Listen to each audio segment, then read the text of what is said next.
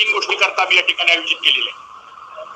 तिथं आपल्याकडे येण्याच्या अगोदर मी कालच संध्याकाळी आमच्या सगळ्या प्रमुख कार्यकर्त्यांना फक्त SMS पाठवला की आपल्याला राजकीय निर्णय आपल्याला घ्यायचा आहे, याबद्दल आपण काय करायचं म्हणून निरोप दिल्यानंतर अगदी अल्पशा कालावधीमध्ये एवढ्या प्रचंड संख्येने आमचे सर्व कार्यकर्ते आज या ठिकाणी आले आणि त्या कार्यकर्त्यांच्या सर्व भावना गेले 2 महिने झाले आपण पाहताय।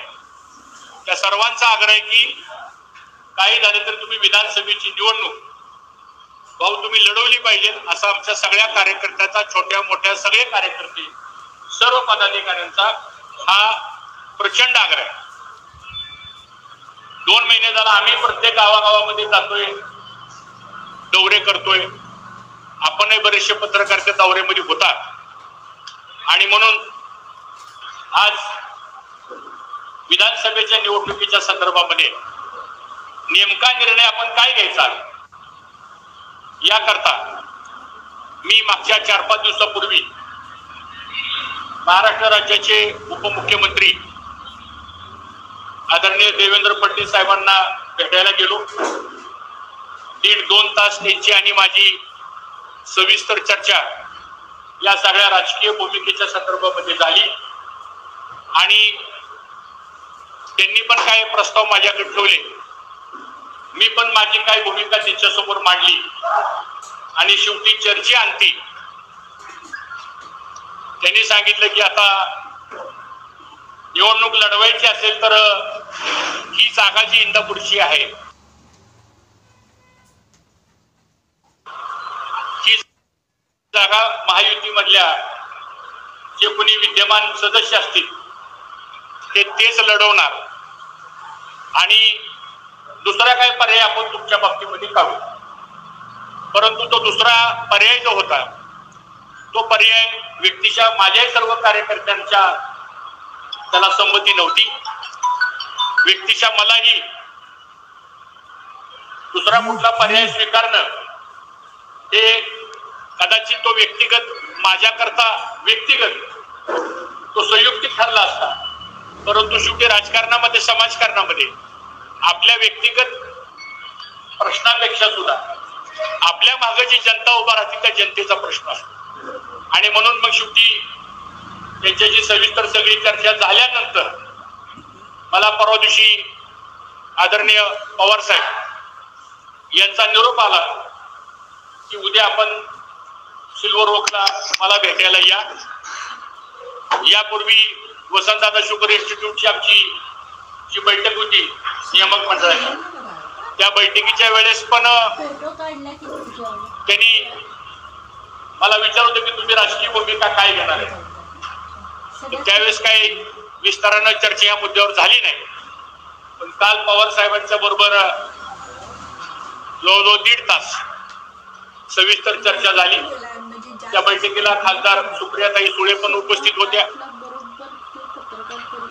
त्या पक्षाचे अध्यक्ष जयंतरावजी पाटील मीटिंगला असल्यामुळे फोनवरती त्यांचंही बोलणं झालं आणि मग पवार साहेबांनी सांगितलं की मी सगळ्या इंदापूर तालुक्याचा कामोसा घेतलेला आहे आणि मग तुमच्याही कार्यकर्त्याचा आग्रह असेल तर तुम्ही आमच्या पक्षात यावं, अशा प्रकारचा पवार साहेबांनी आग्रह धरला, खासदार सुप्रियाताईंनी आग्रह धरला आणि मग मी त्यांना सांगितलं साहेब ठीक आहे, मला इंदापूरला जावं लागेल।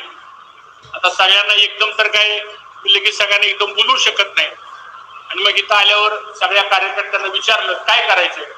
आमच्या सगळ्या कार्यकर्त्यांचा आग्रह असा आहे की आपण राष्ट्रवादी काँग्रेस शरदचंद्र पवार पक्ष यामध्ये आपण जावं, अशी सर्व आमच्या कार्यकर्त्यांचा आग्रह होता आणि मी आज आपल्या समोर हे घोषित करतो की मी आणि आमचे सर्व कार्यकर्ते पदाधिकारी आम्ही सर्वजण राष्ट्रवादी काँग्रेस पक्ष शरद पवारांचा जो पक्ष आहे त्या पक्षामध्ये जाण्याचा निर्णय आज आम्ही सर्वजण या ठिकाणी जाहीर करतो ती मी आपल्याला सर्वांना या प्रामुख्याने या ठिकाणी सांगू शकतो. त्याचा निर्णय नाही.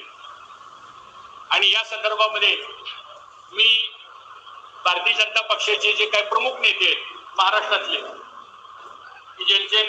ज्यांच्या बरोबर आम्ही 5 वर्ष काम केलेलं आहे, त्यामध्ये रावसाहेब दानवे पाटील साहेब असतील, राधाकृष्ण विखे पाटील व इतर आमचे काही भारतीय जनता पक्षाचे काही सहकारी होते, त्यांच्याशी पण मी ह्या संदर्भामध्ये बोललो आणि त्यांना पण ह्या सगळ्या विषयाची मी कल्पना सविस्तरपणाने दिलेली आहे. आणि म्हणून हा निर्णय आज आम्ही या ठिकाणी जाहीर केलेला आहे.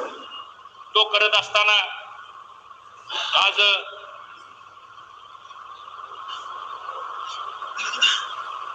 इंदापूर तालुक्यामध्ये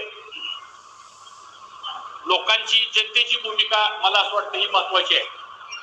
आणि ही भूमिका यासाठी महत्वाची आहे की गेले 10 वर्ष झालं या तालुक्यामध्ये जी माणसं आमच्या मागे ठामपणे उभे राहिली, त्यांना खूप त्रास झाला, गावागावामध्ये खूप अन्याय झाला, विकास कामांच्या ऐवजी अन्याय मोठ्या प्रमाणात झाला. आणि म्हणून हा जनतेचा उद्रेक आज या भागामध्ये निर्माण झालेला आहे. आणि म्हणून सगळ्या कार्यकर्त्यांच्या आग्रहाच्या माध्यमातून आम्ही या ठिकाणी निर्णय घेतलेला आहे. आपल्याला माहिती, कैलासवासी भाऊ कैलासवासी घोलप साहेब यांनी ह्या इंदापूर तालुक्यामध्ये विचाराचं राजकारण, विकासाचं राजकारण, सगळ्या जाती धर्मांना बरोबर घेऊन जाण्याचं राजकारण केलं. आणि तेच बालकोडू आणि तेच संस्कार आमच्यावर आहेत. गेले 6 दशकापासून पवार कुटुंबियाचे आणि आमच्या कुटुंबियाचे व्यक्तिगत संबंध खूप चांगले आहेत. एक फॅमिली म्हणून व्यक्तिगत संबंध त्यांनी सांभाळले, व्यक्तिगत फॅमिली कुटुंब म्हणून आम्ही संबंध सांभाळले. त्याच्यात काही वेगळं सांगण्याची गरज आहे असं मला वाटत नाही. परंतु आज या सगळ्या बाबतीमध्ये निर्णय करत असताना आम्ही जी भूमिका घेतो ती भूमिका आमची व्यक्तिगत नसून ती जनतेची भूमिका असते. मला असं वाटतं ती भूमिका आम्ही आज या ठिकाणी जाहीर करतो. आणि आपणही सर्व पत्रकार, मीडियावाले गेले महिना 1.5 महिना सातत्यानं सूत्रांची माहिती म्हणून बातम्या द्यायचा, त्यापेक्षा आता मीच तुमचा सूत्र म्हणून माहिती देतो. एवढंच मला या निमित्तानं सांगायचं. धन्यवाद. प्रवेशाच्या संदर्भात काय